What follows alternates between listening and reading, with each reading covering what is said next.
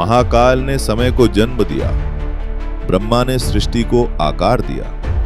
लेकिन अब सबसे बड़ा सवाल, अगर सब कुछ बन चुका है तो ये अब तक टिक क्यों रहा है? हर तारा मरता है, हर गैलेक्सी टूटती है, हर एटम डीके करता है, तो फिर ये संतुलन कहां से आता है? ये व्यवस्था कौन संभालता है? इस शक्ति का नाम है विष्णु।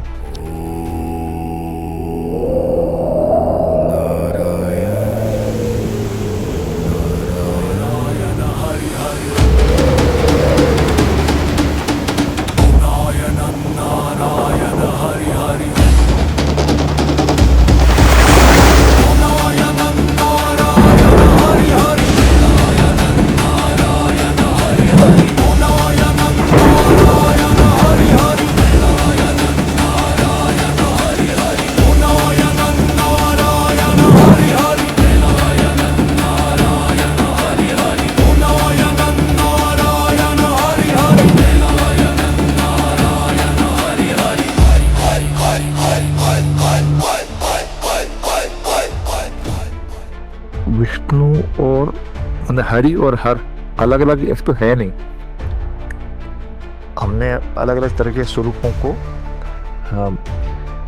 देखकर हमने जीवन को, सृष्टि को, समय को समझने की कोशिश की है। ना महादेव अलग है, ना शक्ति अलग है, और ना विष्णु अलग है।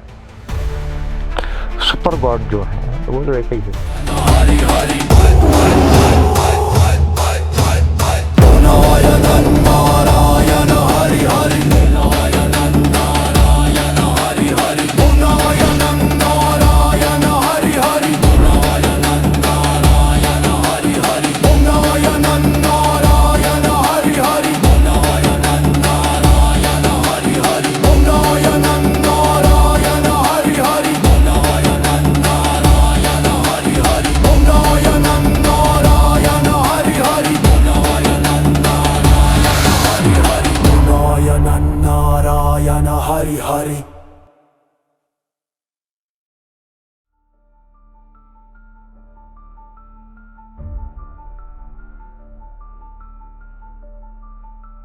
विष्णु, इस नाम को तोड़ के समझो। वी एवरीवेयर, श्नोति स्थिर रखना, मतलब जो सब जगह रहकर सब कुछ को संभालते हैं। लेकिन वेद इसे बहुत अलग तरीके से बताते हैं। ऋग्वेद में एक बहुत फेमस सूक्त है, त्रिविक्रम सूक्त। इसमें विष्णु के बारे में कुछ ऐसा कहा जाता है जो आज के साइंस को भी कंफ्यूज कर देता है। श्लोक 1 ऋग्वेद, विष्णोः परमं पदम सदा पश्यन्ति सूरयः दिवीव चक्षुर आतत। अर्थात विष्णु के परम पद को देवता हमेशा देखते हैं। जैसे आसमान में आंख होती है, वैसे विष्णु का पद सर्वत्र व्याप्त है। मतलब क्या है? विष्णु सब जगह देख रहे हैं, सब जगह है, सब कुछ को मेंटेन कर रहे हैं। लेकिन ये सिर्फ सब जगह नहीं है, ये सब समय भी है। विष्णु हर युग में है, हर पल में है, हर जनरेशन में है, और सबको बैलेंस करते हैं। विष्णु को प्रिजर्वर क्यों कहा जाता है? क्या ये केवल पौराणिक कथा है? बिल्कुल नहीं। देखो, अगर तुम ऋग्वेद को पढ़ो तो विष्णु को केवल एक देवता के रूप में नहीं दिखाया गया है। ऋग्वेद में विष्णु को त्रिविक्रम कहा गया है, अर्थात 3 कदम वाला। और ये 3 कदम कोई साधारण बात नहीं है। त्रिविक्रमस्त्वम प्रथमस्त्वम वरिष्ठ पृथिव्या पतिर एको भगवान। अर्थात तुम विष्णु हो 3 कदम वाले। तुम सबसे पहले हो, तुम सबसे महान हो, तुम पृथ्वी के एकमात्र भगवान हो। पहला कदम सृष्टि, जहां से सब कुछ आरंभ होता है। दूसरा कदम पालन, जहां सब कुछ चलता और स्थिर रहता है। तीसरा कदम लय, जहां सब कुछ समाप्त हो जाता है। तो विष्णु इन तीनों को अपने भीतर समाहित करते हैं। सृष्टि में भी वही है, विनाश में भी वही है। लेकिन सबसे अधिक महत्वपूर्ण है दूसरा कदम, पालन। क्योंकि सृष्टि एक बार होती है, विनाश भी निश्चित है, लेकिन पालन हर क्षण निरंतर चलता रहता है। भगवान ब्रह्मा जो सृष्टि के निर्माण करने वाले हैं और भगवान शिव जो सृष्टि का संहार करने वाले हैं। तो इसी क्रम में भगवान विष्णु को इस सृष्टि के पालन का दायित्व दिया गया। और भगवत गीता में भगवान ने स्वयं ऐसा कहा है कि कालः कलयताम अहम, अर्थात मैं कालों का काल हूँ, कहने का तात्पर्य यह है कि भगवान विष्णु इस समस्त काल के ब्रह्मांड के चराचर जगत के पालक होने के नाते जब भी समाज में विश्व में दुष्ट प्रकृतियां जन्म लेती हैं, उपद्रव जन्म लेते हैं, दुष्ट शक्तियां प्रादुर्भाव होती हैं, तो भगवान विष्णु का यह दायित्व हो जाता है कि वह अपने कर्तव्य का निर्वहन करें। ये जो पृथ्वी है हमारा, यह केवल अकेली पृथ्वी नहीं है, इसके अतिरिक्त इस सौर मंडल में, इस गैलेक्सी में इतने ब्रह्मांड मौजूद है जिसमें अनेक प्रकार के जीवन उत्पन्न होते रहते हैं। तो भगवान विष्णु का दायित्व तो केवल पृथ्वी तक ही सीमित नहीं रहता है, अपितु अनेक कोटि ब्रह्मांड के वह पालन करने वाले होते हैं। वह न केवल मनुष्यों का पालन करते हैं, अपितु जीव जंतु प्राणी चतुष्पद देह द्विपद चराचर जितने भी सृष्टि का निर्माण हुआ है, उन सब का दायित्व तो भगवान विष्णु के अंतर्गत आता है। इसीलिए भगवान विष्णु को जगत नियंता जगत पालक कहा जाता है। और यही है विष्णु की वास्तविक शक्ति। अब प्रश्न आता है, विष्णु के अवतारों का स्वरूप क्या है? यह अत्यंत रोचक है। 10 प्रमुख अवतार हैं, लेकिन यह कोई आकस्मिक नहीं है। जब भी ब्रह्मांडीय असंतुलन होता है, यदा यदा हि धर्मस्य ग्लानिर्भवति भारत अभ्युत्थानम अधर्मस्य तदात्मानं सृजाम्य अहम्। अर्थात जब धर्म की हानि होती है और अधर्म की वृद्धि होती है, तब मैं स्वयं को नए रूप में प्रकट करता हूं। यह भगवत गीता में श्री कृष्ण के मुख से कहा गया है। अवतार का अर्थ है ब्रह्मांडीय हस्तक्षेप, समस्या के अनुसार समाधान। मत्स्य अवतार तब आया जब जल प्रलय थी। कूर्म अवतार तब आया जब स्थिरता की आवश्यकता थी। वराह अवतार तब आया जब पृथ्वी को बचाना था। हर अवतार अपने समय की समस्या का समाधान करता है। ये एक चक्र है जो बार बार चलता रहता है। अब सुनो विष्णु के अवतारों की कहानी। लेकिन ये सिर्फ कहानियां नहीं है, ये हैं समस्याओं का ब्रह्मांडीय समाधान ग्रंथ। अवतार 1 मत्स्य। पहली बार ब्रह्मांड के सामने एक प्रश्न आया, अगर जल ही सब कुछ है और सब कुछ नष्ट हो जाता है, तो नई सृष्टि कैसे आएगी? विष्णु मछली बन गए, मत्स्य। क्यों? क्योंकि जल में रहने के लिए जल के साथ ढलना पड़ता है। मत्स्य रूपे भगवान जलई निमग्न जगत रक्षणम। अर्थात मत्स्य रूप में भगवान ने जल में डूबी दुनिया को बचाया। परिवर्तन को अपनाओ, उससे संघर्ष मत करो। अवतार 2 कूर्म। दूसरी समस्या, अमृत चाहिए था, लेकिन वो समुद्र के अत्यंत गहरे तल में छिपा था। विष्णु कछुआ बन गए। कूर्म रूपे गिरिं गृहीत्वा समुद्र मंथनम। अर्थात कछुए के रूप में भगवान ने पर्वत को अपने ऊपर तलया और समुद्र का मंथन किया। गहरे ज्ञान के लिए धैर्य चाहिए, धीरे लेकिन स्थिर। अवतार 3 वराह। तीसरी समस्या, पृथ्वी ही डूब गई महासागर की गहराइयों में। विष्णु ने एक शक्तिशाली वराह का रूप धारण किया। वे पाताल में उतरे, अंधकार में, गहराई में। वराह रूप में भगवान ने पृथ्वी को पाताल से बाहर निकाला। वराह रूपेण भगवान पृथ्वी पातालात समुद्धृत्य। अर्थात सुअर के रूप में भगवान ने पृथ्वी को पाताल से निकाला। जब सब कुछ डूबा हो तो समाधान ऊपर नहीं, गहराई में मिलता है। अवतार 4 नरसिंह। दृश्य, आधा मनुष्य आधा सिंह, उग्र रूप, हिरण्यकशिपु का अंत। चौथी समस्या, एक दानव हिरण्यकशिपु इतना शक्तिशाली हो गया कि देवताओं को भी मार सकता था। न दिन में मारा जा सकता था, न रात में, न भीतर न बाहर, न किसी अस्त्र से, न किसी मनुष्य या पशु से।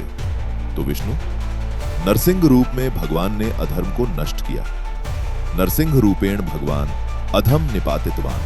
अर्थात नरसिंह के रूप में भगवान ने अधर्म को दंडित किया। जब कोई सारे नियम तोड़ दे तो समाधान भी नियमों के बाहर खोजना पड़ता है।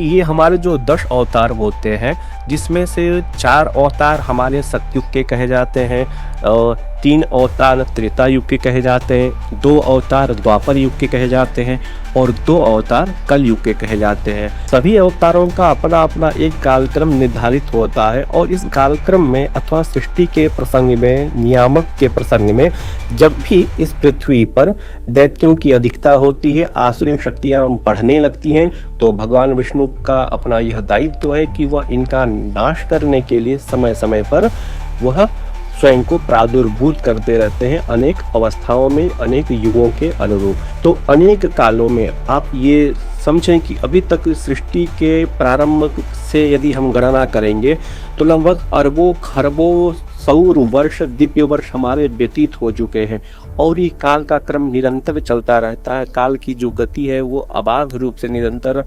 प्रवाहमान होती रहती है। तो इसी के अंतर्गत भगवान विष्णु प्रत्येक युगों में धर्म की स्थापना के लिए, अधर्म का नाश करने के लिए और प्राणियों में सदुपदेश देने के लिए, सात्विक प्रकृति को उत्पन्न करने के लिए समय समय पर वह अनेक रूपों में अवतार लेते रहते। अब एक और बहुत बड़ी चीज, सिर्फ अवतार्स नहीं ही बल्कि समय के बड़े बड़े साइकिल्स।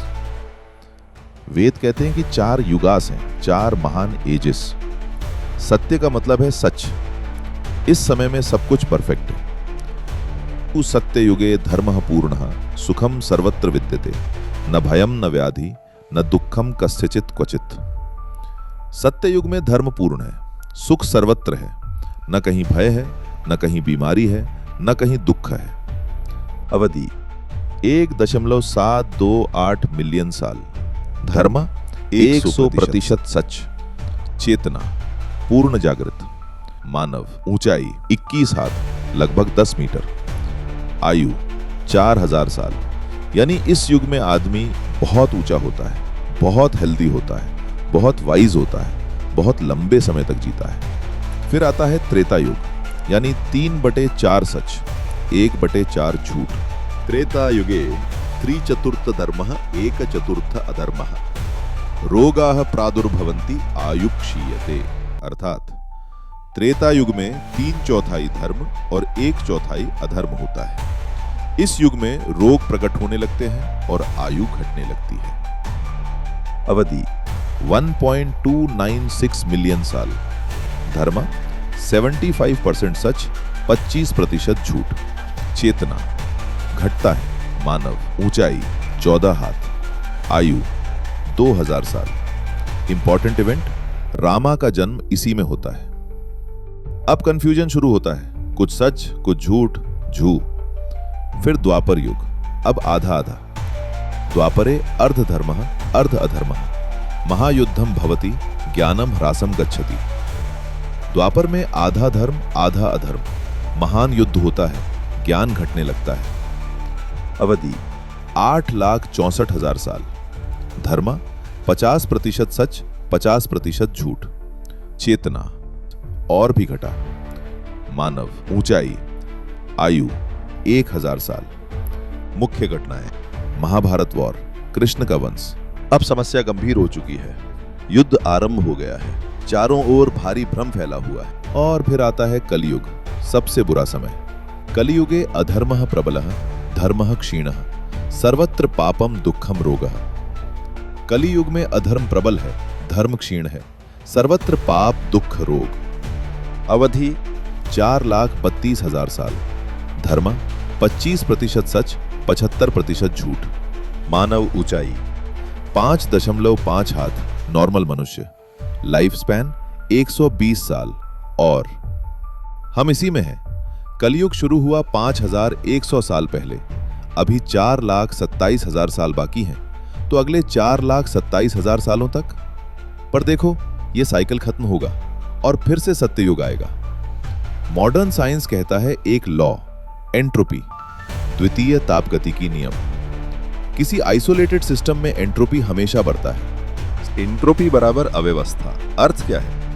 समय के साथ वस्तुएं स्वाभाविक रूप से अव्यवस्थित होती जाती, व्यवस्थित से अव्यवस्थित, क्रम से अराजकता। यही प्रकृति की दिशा है। सत्य युग बराबर न्यूनतम एंट्रोपी, त्रेता युग बराबर मध्यम एंट्रोपी, द्वापर युग बराबर अधिक एंट्रोपी, कलियुग बराबर सर्वाधिक एंट्रोपी। लगभग 5000 वर्ष पहले वैदिक व्यवस्था ने यही सत्य कहा था। आधुनिक भौतिकी ने यही बात ऊष्मागतिकी के द्वितीय नियम के माध्यम से लगभग 100 वर्ष पहले खोजी। तो वैदिक व्यवस्था और आधुनिक विज्ञान, सत्य एक ही है, भाषा भिन्न है। कुछ बुद्धि आपकी मॉडर्न फिजिक्स अभी नहीं समझा पाती है एक ब्रह्मांड के स्केल पे, तो लगता है कि कुछ और भी है जो हमारी समझ में बेहतर, कुछ खांचे हैं हमारी समझ में जिनको भरना अभी भी बाकी है। और उसके लिए लोग डार्क मैटर और डार्क एनर्जी जैसे विषयों पर गहन शोध कर रहे हैं, काम कर रहे हैं, क्योंकि एक्सपेंशन जो है ब्रह्मांड का, जब उसकी बात आई तो रेट ऑफ एक्सपेंशन को समझने के लिए ये बेहतर अभी भी स्पष्ट नहीं हो पा रहा है कि वो एक्सपेंशन जो है उसको कैटलाइज या उसका एक्सीलरेट करने के पीछे मूल कारण क्या क्या संभव है। उसकी ठोस वैज्ञानिक प्रामाणिकता के लिए डार्क मैटर और डार्क एनर्जी भी काफ़ी मात्रा रखती है ये फील्ड, और लोग इसमें पुरजोर काम भी कर रहे हैं। अब तक हमने देखा कि विष्णु के अवतार चक्रों में आते हैं, लेकिन एक अवतार है जो सबसे अलग है, जो सबसे ज्यादा क्रांतिकारी है, जो सभी अवतारों को एक करता है।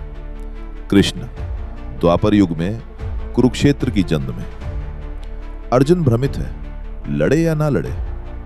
तब कृष्ण उसे एक बहुत ही शक्तिशाली श्लोक बताते हैं। श्लोक भगवद गीता 10.8 अहम सर्वस्य प्रभवो मत्तः सर्वं प्रवर्तते इति मत्वा भजन्ते माम बुधा भाव समन्विता। मैं समस्त सृष्टि का स्रोत हूं, सब कुछ मुझसे ही उत्पन्न होता है। जो लोग इसे पूर्ण रूप से समझते हैं वे मेरी सेवा करते हैं और पूरे हृदय से मेरी पूजा करते हैं। लेकिन यह तो सिर्फ शुरुआत है। कुछ ही क्षण बाद कृष्ण एक और भी बड़ी बात कहते हैं। कृष्ण अर्जुन सुनता है और कहता है, भगवान मैं ही सृष्टि की शुरुआत हूं। सर्गाणाम आदिर अंतश्च मध्यम चैव अहम एव अध्यात्मा सर्वभूतानाम ज्ञानम ज्ञेयम सनातनम। मैं ही उसका अंत हूं और मैं ही उसके बीच का आधार हूं। मैं समस्त जीवों का आत्मा हूं, मैं ज्ञान हूं, मैं ज्ञेय हूं और मैं ही सनातन सत्य हूं। यहां कृष्ण बताते हैं कि वे संपूर्ण समय को समाहित करते हैं। पश्य में पार्थ रूपाणि शतशोथ सहस्रशः नाना विधानि दिव्यानि नाना वर्णाकृतीनि च। हे पार्थ, मेरे सैकड़ों और हजारों रूपों को देखो, ये सभी दिव्य हैं, भिन्न भिन्न प्रकार के, अनेक रंगों और आकारों वाले। लेकिन सबसे क्रांतिकारी बात अगला श्लोक, जहां कृष्ण सीधे कहते हैं, मैं ही समय हूं। कालोस्मि लोकक्षयकृत प्रवृद्धो लोकान समाहर्तुमिह प्रवृत्तः।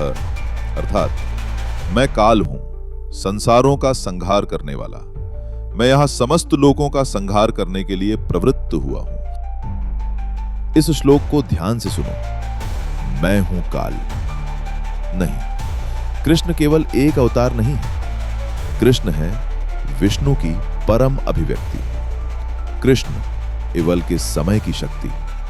कृष्ण इवल के समस्त सृष्टि को नियंत्रित करने वाला। कृष्ण इवल की समस्त विनाश को संचालित करने वाला।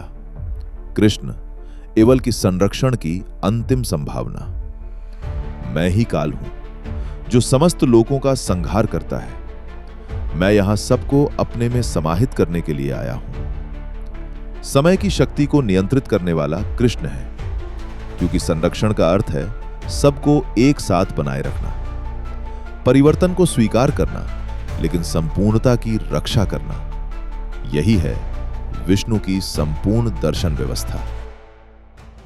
कितनी अजीब बात है। वैदिक फिलॉसफी ने कहा था 5000 साल पहले के सब कुछ उत्पन्न होता है, सब कुछ नष्ट होता है, लेकिन कुल ऊर्जा वह सदैव स्थिर रहती है। आधुनिक विज्ञान कहता है E = mc², Einstein. First law of thermodynamics, energy can neither be created nor destroyed, it can only be transformed from one form to another. ऊर्जा संरक्षण का सिद्धांत, ब्रह्मा सृजन करते हैं नई ऊर्जा, शिव संहार करते हैं ऊर्जा का मुक्त होना, विष्णु पालन करते हैं कुल ऊर्जा बराबर स्थिर। यह एक चक्र है, यही संरक्षण है। देखो, कंजर्वेशन लॉज फिजिक्स का बैकबोन है। और सबसे रोचक तथ्य, एमी नॉयथर ने गणितीय रूप से सिद्ध किया कि हर सममिति के पीछे एक संरक्षण नियम होता है। समय की सममिति से ऊर्जा संरक्षण, स्थान की सममिति से संवेग संरक्षण। फिजिक्स में लॉ ऑफ एनर्जी कंजर्वेशन है जो ये कहता है कि ऊर्जा को ना तो उत्पन्न किया जा सकता है और ना ही नष्ट किया जा सकता है, बस वो एक रूप से दूसरे रूप में जाती है। आप दैनिक जीवन में भी बहुत सारी चीजें देखते होंगे कि जैसे आप कार चला रहे हैं तो उसमें ईंधन डला हुआ है, पेट्रोल डला हुआ है, डीजल जला हुआ है, तो वो मैकेनिकल एनर्जी में कन्वर्ट होता है। तो एक तरह की ऊर्जा दूसरी तरह की ऊर्जा में बदलती है, लेकिन ऊर्जा कभी नष्ट नहीं होती। हमें ऐसा लगता है कि कुछ एनर्जी लॉस हो रहा है, लेकिन वो भी एनर्जी किसी दूसरे रूप में बदलती है। ऊपर एक पत्थर रखा हुआ है और नीचे की तरफ गिरता है, तो जब हाइट पर कोई चीज होती है तो उसमें पोटेंशियल एनर्जी होती है, और वो जब नीचे गिरता है तो उसकी पोटेंशियल एनर्जी कन्वर्ट होती है काइनेटिक एनर्जी में। ऐसा पूरी दुनिया में होता है, हर जगह होता है कि एनर्जी जो है वो अपना रूप बदल लेती है, लेकिन अपना जो अस्तित्व है, एग्जिस्टेंस है, वो कभी एनर्जी का खत्म नहीं होता है। Energy conservation, E total equals E kinetic plus E potential equals constant. Momentum conservation, P initial equals P final. Angular momentum, L equals R times P equals constant. Rotational symmetry implies angular momentum conservation. तो वैदिक व्यवस्था ने प्रतीकात्मक रूप से क्या कहा? संरक्षण ही ब्रह्मांड का मूल सिद्धांत है। सृजन और संहार वे केवल सतही घटनाएं हैं, संरक्षण वे गहन और आधारभूत सिद्धांत है। विष्णु उसी गहरे सिद्धांत का प्रतिनिधित्व करते हैं। तो आप सोचो, अगर महाकाल ने समय की रचना की, अगर ब्रह्मा ने ब्रह्मांड की संरचना की, अगर विष्णु ने समस्त सृष्टि का संरक्षण किया, तब एक आखिरी सवाल, सब कुछ एक सर्पिल में घूमता हुआ दिखे, सृजन, संरक्षण और संहार। कुरुक्षेत्र में अर्जुन श्री कृष्ण से पूछता है, भगवान सब कुछ तो बदल रहा है, कुछ भी स्थिर नहीं है, तो क्या कोई शाश्वत सत्य है, कोई अपरिवर्तनीय वास्तविकता है? और कृष्ण का उत्तर, अहम ब्रह्मास्मि, मैं ही परम सत्य हूं। सब कुछ बदलता है, लेकिन जो परिवर्तन कराता है वो नहीं बदलता। सब कुछ क्षणों में घटता है, लेकिन जो क्षणों को मापता है वो नहीं बदलता। सब कुछ चक्र में चलता है, लेकिन जो चक्र का संचालन करता है वो नहीं बदलता। वही है चेतना, वही है ब्रह्म, वही है विष्णु। तो शायद सबसे पहली बात जो समझनी चाहिए वो ये है, समय नहीं चलता, हम चलते हैं। समय सिर्फ एक साक्षी है, एक दृष्टा, एक संरक्षक, एक पालक, और उस पालक का नाम विष्णु। अगले अध्याय में हम मिलेंगे नारद मुनि से, जो हैं लोकों के संदेशवाहक, जो समस्त लोकों में विचरण करते हैं और जो ये सिखाते हैं कि समय एक लोक में एक तरह से चलता है, दूसरे लोक में दूसरी तरह से। समय का प्रसारण, सापेक्ष समय, ब्रह्मांडीय समय।